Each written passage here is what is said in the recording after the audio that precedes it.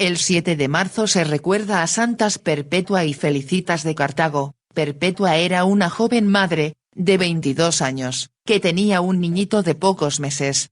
Pertenecía a una familia rica y muy estimada por toda la población. Mientras estaba en prisión, por petición de sus compañeros mártires, fue escribiendo el diario de todo lo que le iba sucediendo. Felicidad era una esclava de Perpetua. Era también muy joven y en la prisión dio a luz una niña, que después los cristianos se encargaron de criar muy bien. Las acompañaron en su martirio unos esclavos que fueron apresados junto a ellas, y su catequista, el diácono Saturo, que las había instruido en la religión y las había preparado para el bautismo. A Saturo no lo habían apresado, pero él se presentó voluntariamente. Los antiguos documentos que narran el martirio de estas dos santas, eran inmensamente estimados en la antigüedad, y San Agustín dice que se leían en las iglesias con gran provecho para los oyentes. Esos documentos narran lo siguiente. El año 202 el emperador Severo mandó que los que siguieran siendo cristianos y no quisieran adorar a los falsos dioses tenían que morir. Perpetua estaba celebrando una reunión religiosa en su casa de Cartago cuando llegó la policía del emperador y la llevó prisionera, junto con su esclava Felicidad y los esclavos Revocato, Saturnino y Segundo. Dice Perpetua en su diario, nos echaron a la cárcel y yo quedé consternada porque nunca había estado en un sitio tan oscuro. El calor era insoportable y estábamos demasiadas personas en un subterráneo muy estrecho. Me parecía morir de calor y de asfixia y sufría por no poder tener junto a mí al niño que era tan de pocos meses y que me necesitaba mucho. Yo lo que más le pedía a Dios era que nos concediera un gran valor para ser capaces de sufrir y luchar por nuestra santa religión. Afortunadamente al día siguiente llegaron 2 diáconos católicos y dieron dinero a los carceleros para que pasaran a los presos a otra habitación menos sofocante y oscura que la anterior, y fueron llevados a una sala a donde por lo menos entraba la luz del sol, y no quedaban tan apretujados e incómodos. Y permitieron que le llevaran al niño a Perpetua, el cual se estaba secando de pena y acabamiento.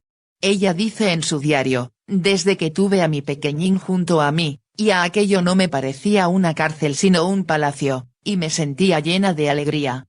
Y el niño también recobró su alegría y su vigor.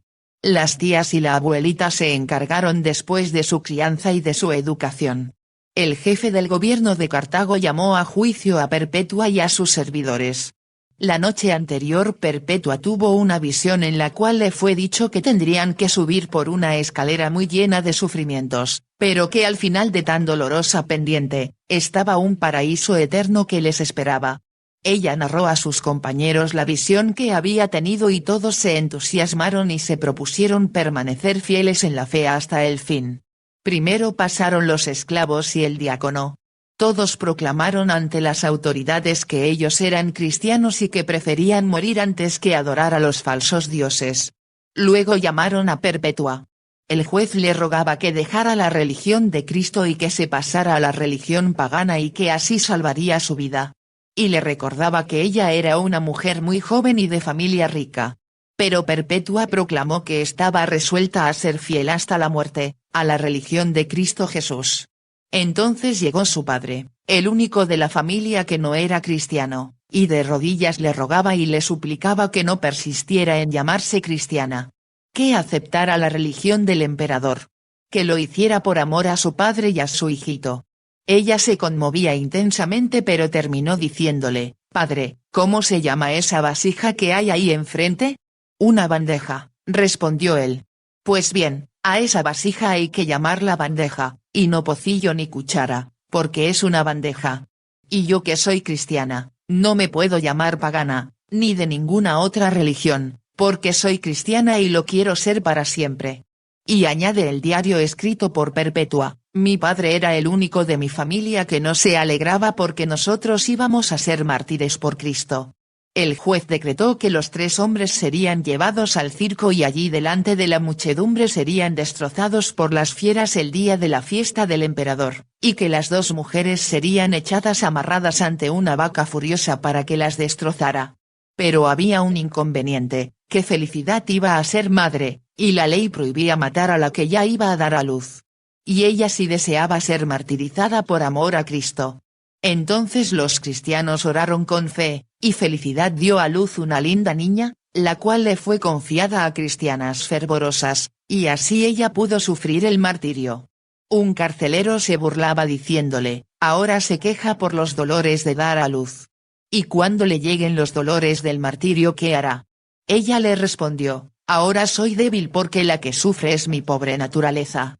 Pero cuando llegue el martirio me acompañará la gracia de Dios, que me llenará de fortaleza. A los condenados a muerte se les permitía hacer una cena de despedida. Perpetua y sus compañeros convirtieron su cena final en una cena eucarística. 2 santos diáconos les llevaron la comunión, y después de orar y de animarse unos a otros se abrazaron y se despidieron con el beso de la paz. Todos estaban a cual de animosos, alegremente dispuestos a entregar la vida por proclamar su fe en Jesucristo. A los esclavos los echaron a las fieras que los destrozaron y ellos derramaron así valientemente su sangre por nuestra religión. Antes de llevarlos a la plaza los soldados querían que los hombres entraran vestidos de sacerdotes de los falsos dioses y las mujeres vestidas de sacerdotisas de las diosas de los paganos. Pero Perpetua se opuso fuertemente y ninguno quiso colocarse vestidos de religiones falsas. El diácono Saturo había logrado convertir al cristianismo a uno de los carceleros, llamado Pudente, y le dijo, para que veas que Cristo sí es Dios, te anuncio que a mí me echarán a un oso feroz, y esa fiera no me hará ningún daño. Y así sucedió, lo amarraron y lo acercaron a la jaula de un oso muy agresivo. El feroz animal no le quiso hacer ningún daño, y en cambio sí le dio un tremendo mordisco al domador que trataba de hacer que se lanzara contra el santo diácono. Entonces soltaron a un leopardo y este de una dentellada destrozó a Saturo. Cuando el diácono estaba moribundo, untó con su sangre un anillo y lo colocó en el dedo de Pudente y este aceptó definitivamente volverse cristiano. A Perpetua y Felicidad las envolvieron dentro de una malla y las colocaron en la mitad de la plaza, y soltaron una vaca bravísima, la cual las corneó sin misericordia. Perpetua únicamente se preocupaba por irse arreglando los vestidos de manera que no diera escándalo a nadie por parecer poco cubierta. Y se arreglaba también los cabellos para no aparecer despeinada como una llorona pagana. La gente emocionada al ver la valentía de estas 2 jóvenes madres, pidió que las sacaran por la puerta por donde llevaban a los gladiadores victoriosos.